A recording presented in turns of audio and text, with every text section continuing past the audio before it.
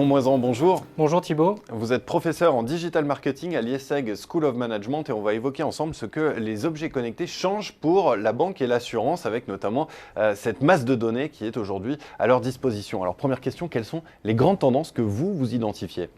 Alors je dirais qu'il y a plusieurs grands changements, mais j'en citerai deux principaux. Le premier, c'est une plus grande ouverture au monde extérieur des banquiers et des assureurs. La complexité des objets connectés fait qu'aujourd'hui, des grandes banques comme le Crédit Agricole Nord de France, par exemple, avec qui nous avons lancé une chaire en digital banking et en big data, eh bien justement font appel à des professeurs tels que nous pour alimenter leurs réflexions. La deuxième, c'est l'hyper-personnalisation, ou ce qu'on appelle communément le marketing one-to-one.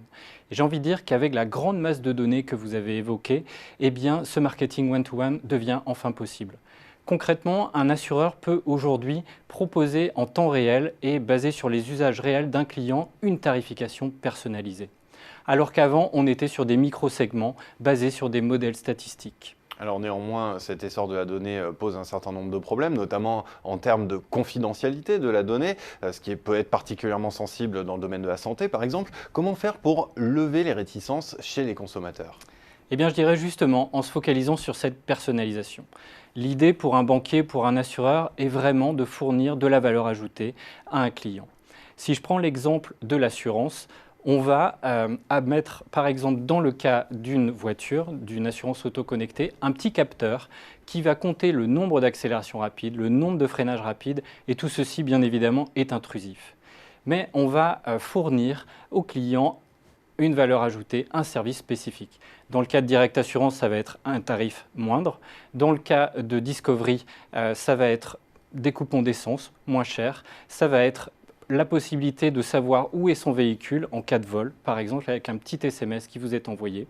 Et dans le cadre de la banque, si je cite Garanti Bank en Turquie, eh bien, on va vous offrir des coupons de réduction en fonction des magasins là où vous vous situez. Ça veut dire, je suis d'accord de partager ma géolocalisation, mais si en parallèle, j'ai un service à valeur ajoutée et pertinent. Alors il y a un autre enjeu, c'est une fois que l'objet connecté est adopté, il faut que le client continue à s'en servir pour alimenter la machine en données. Est-ce que vous auriez des exemples d'entreprises qui auraient relevé ce pari ?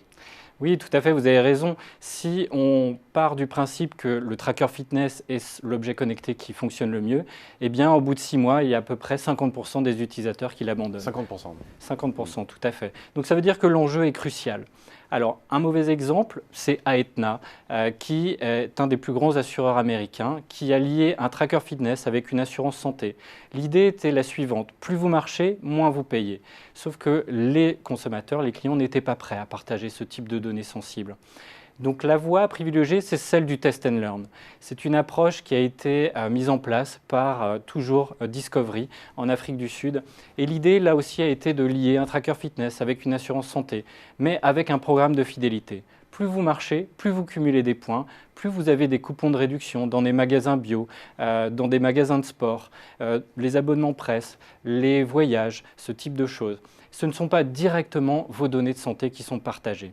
Donc je dirais au global, privilégier le test and learn, la personnalisation et la valeur ajoutée pour le client.